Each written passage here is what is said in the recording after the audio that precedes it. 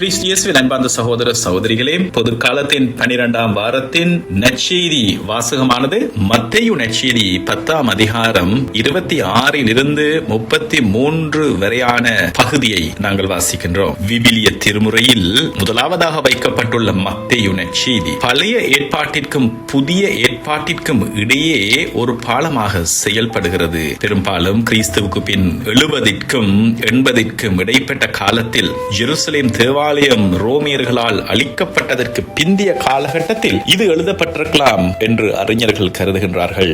இதனுடைய மைய நோக்கமானது ஜேசுதான் பழைய ஏற்பாட்டு இறைவாக்கினர்களால் முன் அறிவிக்கப்பட்ட மெஸ்ஸியா, அபிஷேகம் செய்யப்பட்டவர், அவரே ஆண்டவர், கடவுளுடைய மகனானவர் என்பதை நிரூபிப்பதே. அதனால் தான் இறைவாக்கினர் உரைத்தது நிறைவேறும் பொருட்டு இவ்வாறு நடந்தது என்ற வாசகம் அடிக்கடி நூலிலே வந்து கொண்டிருக்கும். பாரம்பரியமாக இந்த நற்செய்தியை எழுதியவர் ஜேசுவின் 12 சீடர்களில் ஒருவரான லேவி என்று அழைக்கப்பட்ட மத்தேயு. இவர் ஜேசுவினால் அழைக்கப்படுவதற்கு முன்னர் ஒரு வரி வசூலிப்பவராக இருந்ததால் இவருக்கு கணக்கு வழக்குகளை துல்லியமாக பதிவு செய்யும் திறனும் எழுத்தறிவும் இயல்பாகவே இருந்தது. தனது யூத பின்னணியையும் இயேசுவோடு இருந்த நேரடி அனுபவத்தையும் கொண்டு இந்த மாபெரும் நற்செய்தி நூலை அவர் வடிவமைத்துள்ளார். மத்தேயு இந்த நூலை முதன்மையாக யூத கிறிஸ்தவர்களுக்காக எழுதினார். அதாவது யூத மதத்திலிருந்து கிறிஸ்தவர்களாக மாறிய மக்களை நோக்கி இந்த நூலை எழுதினார். இந்த வாசகர்களுக்கு பழைய ஏற்பாட்டு சட்டங்களும் யூத பாரம்பரியங்களும் அக்குவேர் ஆணிவேராக தெரிந்திருந்தது. அதனால்தான் மத்தேயு எபிரேய மரபுகளையும் வம்ச வரலாற்றையும் தனது நூலின் தொடக்கத்திலேயே விரிவாக குறிப்பிடுகின்றார். அன்பார்ந்தவர்களே, இன்று நாங்கள் வாசிக்கின்ற இந்த 10ஆம் அதிகாரத்தின் முக்கியத்துவம் என்ன என்று சொல்லி ஆராய்ந்து பார்க்கும் பொழுது, மத்தேயு நற்செய்தி 5 பெரிய போதனைகளாக பிரிக்கப்பட்டுள்ளது. விதமாக மோயிசனின் 5 திருச்சட்ட புத்தகங்களை நினைவுபடுத்தும் விதமாக 5 பெரிய போதனைகளாக மத்தேயு இயேசுவினுடைய போதனைகளை 5 பெரும் உரையாக தன்னுடைய புத்தகத்திலே வைத்துள்ளார். அதில் இந்த 10ஆம் அதிகாரம் 2வது பெரிய போதனை பகுதியாகும். இதை பணிப்பொழிவு உரை, மிஷனரி டிஸ்கோர்ஸ் என்று விவிலிய ஆராய்ச்சியாளர்கள் அழைப்பார்கள். இந்த அதிகாரத்தின் சூழல் எப்படி என்று சொன்னால், ஜேசு தன் சீடர்களை முதன்முறையாக தனியாக பணி செய்ய இரண்டாக அனுப்பும் பகுதி இதுவாகும். இந்த அதிகாரத்தின் தொடக்கத்திலே ஆண்டவர் ஜேசு ஒரு எச்சரிக்கையை விடுக்கின்றார். தன் சீடர்களுக்கு அதிகாரங்களை கொடுத்தாலும் நான் உங்களை ஓநாய்களிடையே ஆடுகளை அனுப்புவதைப் போல் அனுப்புகின்றேன் என்று வரப்போகும் துன்புறுத்தல்களை வெளிப்படையாக எச்சரிக்கின்றார். இந்த அதிகாரத்தின் மையப்புள்ளி என்பது சகோதர சகோதரிகளே, சீடர்கள் உலகிற்கு செல்லும் பொழுது அரசுகளாலும் அதிகாரிகளாலும் ஏன் சொந்த குடும்பங்களாலும் துன்பப்படுத்தப்படுவார்கள். இந்த இக்கட்டான சூழலில் அவர்கள் எப்படி விசுவாசத்தோடு சாட்சியம் பகர வேண்டும் என்பதற்கான கையேடுதான் இந்த 10ஆம் அதிகாரம். இறை பணியிலே தங்களை அர்ப்பணித்தவர்கள் இந்த அதிகாரத்தை ஒரு கையேடாக பயன்படுத்துவது மிக பொருத்தமானது. அன்பார்ந்தவர்களே, இன்றைய வாசகம் சீடர்களின் பயத்தை போக்கி அவர்களுக்கு தெய்வீக தைரியத்தை வழங்கும் மிக முக்கியமான பகுதியாக காணப்படுகின்றது. பயத்தின் எல்லையை, அதனுடைய உண்மை தன்மையை ஆண்டவர் வெளிப்படுத்துகின்றார். ஆன்மாவை கொல்ல இயலாமல் உடலை மட்டும் கொள்பவர்களுக்கு அஞ்ச வேண்டாம் என்கின்ற இந்த வார்த்தைகளின் ஊடாக மனிதர்கள் செய்யக்கூடிய அதிகபட்ச தீமை என்னவென்றால் நம் உடலை அழிப்பது மட்டும்தான். ஆனால் நம் ஆன்மாவையும் நித்திய வாழ்வையும் அவர்களால் தொட முடியாது. எனவே தற்காலிகமான அதிகாரங்களை கண்டு அஞ்சாமல் உண்மையான நீதிபதியாகிய கடவுளுக்கு மட்டுமே அஞ்ச வேண்டும், இறை பயம் கொண்டவர்களாக வாழ வேண்டும் என்று ஆண்டவர் அழைத்து நிற்கின்றார். இன்றைய வழிபாட்டின் வாசகங்கள் விதமாக முழுமையாக இணைகின்றன என்று நாங்கள் பார்த்தோம் என்று சொன்னால், முதல் வாசகத்திலே எரேமியா இறைவாக்கினர் சுற்றிலும் ஒரே திகில் என்று பயந்தார். ஆனால் ஆண்டவர் வலிமை வாய்ந்த வீரர் என்று நம்பினார். பதிலுரை பாடலில் திருப்பாடல் ஆசிரியர் துரோகத்தின் நடுவிலும் கடவுளின் பேரன்பின் பெருக்கத்தை நோக்கி கூப்பிடுகின்றார். நற்செய்தியிலே ஆண்டவர் இயேசு இந்த ஒட்டு மொத்த மனித பயத்திற்கும் இறுதி பதிலாக தன்னை தருகின்றார். உங்கள் தலை முடி எல்லாம் எண்ணப்பட்டிருக்கிறது, ஆகவே அஞ்சாதீர்கள் என்று சொல்லி சீடத்துவ வாழ்விலே, இந்த உலக வாழ்விலே துன்பங்கள் நிச்சயமாக உண்டு.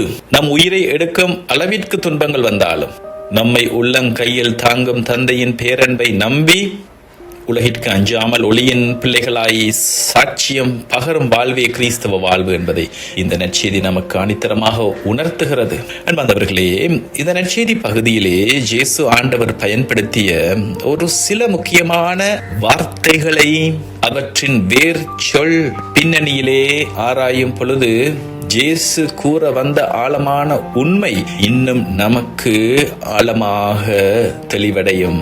முதலாவதாக ஆண்டவர் இயேசு பயன்படுத்துகின்ற அஞ்ச வேண்டாம் என்பதற்காக நற்செய்தியிலே இந்த பகுதியிலே 3 முறை அஞ்சாதீர்கள் என்று கட்டளையிடுகின்றார். இந்த வார்த்தை ஃபோபோஸ் என்ற கிரேக்க சொல்லில் இருந்து வருகின்ற ஃபோபேயோ என்ற வார்த்தை பயன்படுத்தப்பட்டிருக்கிறது. இதிலிருந்துதான் ஆங்கிலத்திலே ஃபோபியா, தீராத பயம் என்ற வார்த்தை பிறந்திருக்கிறது. இதனுடைய மூல அர்த்தம் அன்பார்ந்தவர்களை பயந்து ஓடுவது அல்லது அதிர்ச்சியால் உறைந்து போவது என்கின்ற அர்த்தம் தரும். ஆகவே இயேசு ஆண்டவர் இங்கு வரும் மனதில் பயப்படாதீர்கள் என்று கூறவில்லை, மாறாக துன்பப்படுத்துகின்றவர்களை கண்டு பயந்து ஓடாதீர்கள், அதிர்ச்சியால் உறைந்து நிற்காதீர்கள், பின்வாங்காதீர்கள் என்ற அர்த்தத்தில் கூறுகின்றார். உலக பயம் உங்களை உறைந்து போக, தரளைசாக்க அனுமதிக்காதீர்கள் என்பது இதனுடைய ஆழமான பொருள்.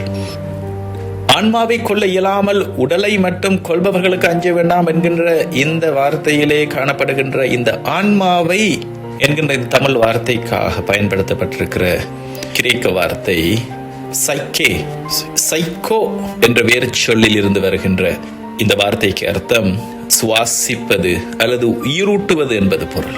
இதிலிருந்துதான் சைக்காலஜி, சைக்கியாட்ரி போன்ற வார்த்தைகள் பிறந்திருக்கின்றன.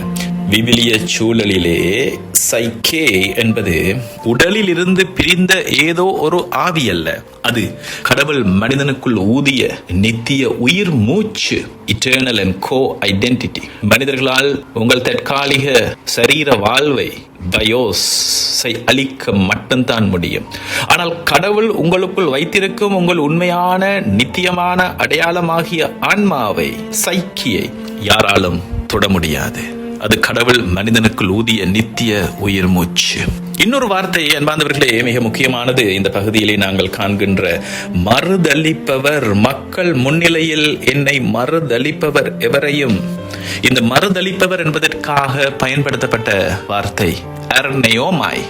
இதனுடைய அர்த்தம் தொடர்பை முறித்துக் கொள்ளல் அல்லது உண்மைக்கு மாறாக பேசுதல் என்ற பொருள்படும். இதனுடைய ஆழமான பொருள், ஒரு நீதிமன்ற சூழலிலே ஒரு சாட்சி தனக்கு நன்கு தெரிந்த ஒருவரை, அவரை எனக்கு தெரியவே தெரியாது, அவருக்கும் எனக்கும் எந்த தொடர்பும் இல்லை என்று வாதிடுவதை குறிக்க இந்த வார்த்தை பயன்படுத்தப்பட்டது. ஆகவே இந்த வார்த்தைகளை நாங்கள் இணைத்து பார்க்கும் பொழுது அன்பார்ந்த சகோதர சகோதரிகளே, உலகம், மனிதர்கள் உங்களை அச்சுறுத்தும் போது பயந்து ஓடாதீர்கள், ஃபோபியோ. அவர்கள் உங்களை தற்காலிக உடலை அளித்தாலும் கடவுள் தந்த நித்திய ஜீவனை, சைக்கி, அவர்களால் அளிக்க முடியாது. கடவுளை விட்டு பிரிந்து உங்கள் வாழ்வை நரக குப்பை தொட்டியாக சாக்கடையில் வீணாக்காமல், உலகிற்கு முன்பாக இயேசுவோடு உள்ள உறவை மறுதளிக்காமல் நேயோமாய் தைரியமாக சாட்சி பகருங்கள். அன்பார்ந்த சகோதர சகோதரிகளே, தொடர்ந்து இந்த பகுதியை நாங்கள் பார்க்கும் பொழுது 10ஆம் அதிகாரம் 26 27 வரையுள்ள வரிகள் சீடத்துவத்தின், இறைவார்த்தை அறிவிப்பின் மாபெரும் ரகசியத்தையும் கடமையையும் வெளிப்படுத்தும் மிக ஆழமான ஒரு பகுதியாகும். இயேசுவின் காலத்தில் நிலவிய யூத கலாச்சாரம், கட்டடக்கலை மற்றும் வரலாற்று சூழலின் பின்னணியில் இந்த வரிகளை நாம் இன்னும் ஆழமாக ஆராய்ந்து பார்த்தோம் என்று சொன்னால், இயேசு பயன்படுத்திய உருவகங்கள் சீடர்களுக்கு அன்றாட வாழ்க்கையோடு தொடர்புடையதாக இருக்கின்றன. காதோடு காதாய் கேட்பது யூதர்களின் ரபித்துவ பாரம்பரியத்தில் ஒரு வழக்கம் இருந்தது. ஒரு போதகர், ரபி, ஒரு சட்டத்தையோ அல்லது மறை பொருளையோ தன் முதன்மை சீடரின் காதில் மெதுவாக இரகசியமாக சொல்லிக் கொடுப்பார். அந்த சீடர் அதை உள்வாங்கி பிறகு பெரிய கூட்டத்திற்கு உரைக்க அறிவிப்பார். இயேசு அதையே இங்கு குறிப்பிடுகின்றார். அவர் தன் சீடர்களுக்கு தனிமையில் கற்பித்த இரகசிய இறை மறை உண்மைகள் அனைத்தும் உலக மக்கள் அனைவருக்கும் அறிவிக்கப்பட வேண்டியவை. இந்த வீட்டின் மேல் தளத்திலிருந்து அறிவிப்பார்கள் என்கின்ற இந்த வார்த்தை பண்டைய பலஸ்தீன வீடுகளின் கூரைகள் தட்டையானவை. ஊரில் ஏதேனும் பொது அறிவிப்பு அல்லது அவசர செய்தி அல்லது ஓய்வு நாளின் தொடக்கத்தை அறிவிக்க வேண்டுமானால் ஊர் பெரியவர்களோ அல்லது ஊதுகுழல் ஊதுபவரோ வீட்டின் மேற்தளத்தில் ஏறி நின்று சத்தமாக அறிவிப்பார்கள், ஒட்டுமொத்த கிராமத்திற்கும் கேட்பதற்காக. ஆகவே இந்த வரிகள் வழியாக இயேசு மிக முக்கியமான இறையியல் உண்மைகளை சீடர்களுக்கு கற்பிக்கின்றார். முதலாவதாக, நற்செய்தியின் பொது தன்மை என்பது இது இரகசிய மதம் அல்ல. இயேசு வாழ்ந்த காலத்திலே கிரேக்க ரோமேய உலகிலே பல இரகசிய வழிபாடுகளும் மதங்களும் போதனைகளும் தேர்ந்தெடுக்கப்பட்ட ஒரு சில இரகசிய குழுக்களுக்கு மட்டுமே சொல்லப்பட்டிருந்தன, சீக்ரெட் சொசைட்டிஸ். ஆனால் இயேசுவினுடைய நற்செய்தி அப்படிப்பட்டது அல்ல. இருளில் சொல்வது ஒளியில் வர வேண்டும் என்ற இயேசுவினுடைய விருப்பம் இந்த இஸ்ரேலின் சிறிய கிராமங்களிலே மீன்பிடி படகுகளிலே தனிமையிலே சீடர்களுக்கு சொன்ன வார்த்தைகள் குறுகிய எல்லைகளை தாண்டி அகில உலகிற்கும் ஒளியாக மாற வேண்டும் என்ற நற்செய்தியின் உலகளாவிய தன்மையை காட்டி நிற்கின்றது. இது ஆண்டவர் இயேசுவின் திருவுளம். மேலும் நாங்கள் காண்கின்ற மூடப்பட்டிருப்பது ஒன்றுமில்லை, அறிய முடியாதவாறு மறைந்திருப்பதும் ஒன்றுமில்லை என்கின்ற இந்த வார்த்தைகள் எரேமியா வாசகத்திலே பார்த்தது போல எதிரிகள் எரேமியாவுக்கு எதிராக இரகசியமாக சதித்திட்டம் தீட்டினார்கள். இயேசுவின் சீடர்களுக்கு எதிராகவும் உலகம் திரை மறைவில் சதி செய்யும். ஆனால் இறுதி தீர்ப்பு நாளில் கடவுள் எல்லாவற்றையும் வெளிச்சத்திற்கு கொண்டு வருவார். உண்மையை, சத்தியத்தை ஒருபொழுதும் மூட முடியாது, ஒளியை ஒருபொழுதும் மூடி வைக்க முடியாது. ரோமை பேரரசும் யூத தலைவர்களும் எவ்வளவுதான் நற்செய்தியை நசுக்க பார்த்தாலும் அது உலகெங்கும் பரவுவதை தடுக்க இயலாது. இயேசு இந்த வார்த்தைகளை எந்த சூழலில் சொல்லுகின்றார் என்பது மிக முக்கியமானது. அன்பார்ந்த சகோதர சகோதரிகளே, அவர் சீடர்களை பணிக்காக அனுப்பும் பொழுது துன்புறுத்துவார்கள், கசையடி கொடுப்பார்கள் என்று சொல்லிவிட்டு, எனவே அஞ்சாதீர்கள், எனவே அவர்களுக்கு அஞ்சாதீர்கள், ஏனெனில் வெளிப்படாதவாறு மூடப்பட்டிருப்பது ஒன்றுமில்லை என்கிறார். பயம் மனிதனை இருளுக்குள் முடக்கும். துன்பப்படுத்துகின்றவர்களுடைய மிரட்டல்கள் நற்செய்தி அறிவிப்பவர்களை மௌனமாக்க பார்க்கும். இந்த இருளுக்குள்ளே முடங்கிவிடாமல் காதோடு கேட்ட இறை வார்த்தையின் உன்னத உந்துதலால் வீட்டின் மேல்தளத்தில் ஏறி நின்று தைரியமாக முழங்குங்கள் என்று ஆண்டவர் இயேசு அழைத்து நிற்கின்றார். இயேசு தன் சீடர்களுக்கு தந்த போதனை தனி அறைக்குள் பூட்டி வைப்பதற்கான இரகசிய தத்துவம் அல்ல. அது விதமாக ஒரு போர்க்களத்தில் முழங்கப்பட வேண்டிய பிரகடனம். உலகம் உங்களை மௌனமாக்க நினைத்தாலும் உங்களுக்குள் இருக்கும் சத்தியத்தின் ஒளி உலகெங்கும் பரவட்டும். பயத்தை வெல்லும் ஒரே வழி இறை வார்த்தையை தைரியமாக உலகிற்கு அறிவிப்பதுதான் என்பது இந்த வரிகளின் ஆழமான பொருள். தொடர்ந்து என்பாதவர்களே, அடுத்த வரியான மத்தேயு நற்செய்தி 10ஆம் அதிகாரம் 28 வருகின்ற இந்த வரி விவிலியத்திலே மிகவும் கவனமாக கையாளப்பட வேண்டிய, அதே சமயம் மிக ஆழமான இறையியல் மற்றும் தத்துவார்த்த உண்மைகளை கொண்ட ஒரு பகுதியாகும். ஆன்மாவையும் உடலையும் நரகத்தில் அழிக்க வல்லவர் யார் என்ற கேள்விக்கு விவிலிய அறிஞர்கள் மத்தியிலும் திருச்சபை தந்தையர்கள், The Church Fathers மத்தியிலும் மிக தெளிவான விளக்கங்கள் கொடுக்கப்பட்டுள்ளன. இந்த வரிகள் யாரை குறிக்கின்றன? விவிலிய சூழல் மற்றும் மூலமொழியின் அடிப்படையில் இந்த வசனத்திலே வருகின்ற 2 பிரிவினரையும் நாம் தனித்தனியாக புரிந்து கொள்ள வேண்டும். உடலை மட்டும் கொள்பவர்கள் இந்த உலக ஆட்சியாளர்கள், ரோமை பேரரசு, மத அதிகாரிகள் மற்றும் சீடர்களை துன்புறுத்துகின்றவர்கள். இயேசு ஆண்டவர் தன் சீடர்களை பார்த்து, மனிதர்கள் உங்களை நீதிமன்றங்களில் ஒப்புவிப்பார்கள், சாட்டைகளால் அடிப்பார்கள் என்று மத்தேயு நற்செய்தி 10ஆம் அதிகாரம் 17 கூறியிருக்கிறார். இவர்களால் செய்யக்கூடிய அதிகபட்ச தீமை உடலை அழிப்பது, மரண தண்டனை வழங்குவது மட்டும்தான். ஆனால் ஆன்மாவையும் உடலையும் நரகத்தில் அழிக்க வல்லவர் என்கிற இந்த வார்த்தை இது யாரை குறிக்கிறது என்கின்ற கேள்வி விவிலிய அறிஞர்களால் கையாளப்பட்டிருக்கின்றது. திருச்சபையினுடைய முதன்மையான பார்வை அது கடவுளை குறிக்கின்றது. பெரும்பாலான திருச்சபை தந்தையர்களும், உதாரணமாக புனித அகுஸ்தீனார், புனித ஜோவான் கிறிசோஸ்டம், மேலும் தற்கால கத்தோலிக்க விவிலிய அறிஞர்களும் கூட இது கடவுளையே குறிக்கிறது என்று கருதுகின்றார்கள். இதற்கு காரணம், விவிலியத்திலே இறுதி தீர்ப்பு வழங்கும் அதிகாரமும் ஒரு மனிதனின் நித்திய வாழ்வையோ அல்லது அழிவையோ தீர்மானிக்கும் இறுதி இறையாண்மை சவர்ஜினிட்டி கடவுளுக்கு மட்டுமே உண்டு. சாத்தானுக்கு மனிதர்களை சோதிக்கும் அதிகாரம் மட்டுமே உண்டு. இறுதி தீர்ப்பு நாளில் ஒருவரை நரகத்தில் தள்ளும் அதிகாரம் அவனுக்கு கிடையாது. மாறாக சாத்தானும் அந்த நரக நெருப்பில் தான் தள்ளப்படுவான். திருவெளிப்பாட்டு நூல் 20:10 நாங்கள் காண்கிறோம். ஆகவே மனிதர்களுக்கு அஞ்சுவதை விட்டுவிட்டு நம் வாழ்வின் இறுதி நீதிபதியான கடவுளுக்கு மட்டுமே மதிப்பு கலந்த பயபக்தியோடு அஞ்ச வேண்டும் என்று இயேசு கூறுகின்றார். இயேசு ஆண்டவர் இந்த வார்த்தைகளை சீடர்களை பயமுறுத்துவதற்காக சொல்லவில்லை, மாறாக அவர்களுக்கு பெரியதோர் தெளிவையும் தைரியத்தையும் கொடுக்கவே இந்த வார்த்தைகளை சொல்லுகின்றார். உலகிலே நாம் சந்திக்கும் துன்பங்கள், அச்சுறுத்தல்கள் அனைத்தும் நம்முடைய சரீரத்தோடு முடிந்து விடுபவை, அவை தற்காலிகமானவை. ஆனால் நம்முடைய ஆன்மாவோ கடவுளோடு தொடர்புடையது, நித்தியமானது. எனவே தற்காலிகமான உலக அதிகாரங்களை கண்டு அஞ்சி நம் விசுவாசத்தை இழந்து விடாமல் நம்மை நித்தியமாய் வாழ வைக்கும் இறைவனின் இறையாண்மைக்கு கட்டுப்பட்டு வாழ வேண்டும் என்பதே இந்த வரிகளின் உண்மையான அர்த்தமாகும். தொடர்ந்து நாங்கள் பார்க்கக்கூடிய வரிகள் மிக அழகான ஆறுதல் நிறைந்த பகுதியாகும். இயேசுவின் காலத்தில் நிலவிய பொருளாதார, சமூக மற்றும் யூத கலாச்சார பின்னணியை வைத்து ஆராயும் பொழுது இந்த எளிய சிட்டுக்குருவியின் உதாரணத்திற்கு பின்னால் மாபெரும் தெய்வீக உண்மை நமக்கு புலப்படும்.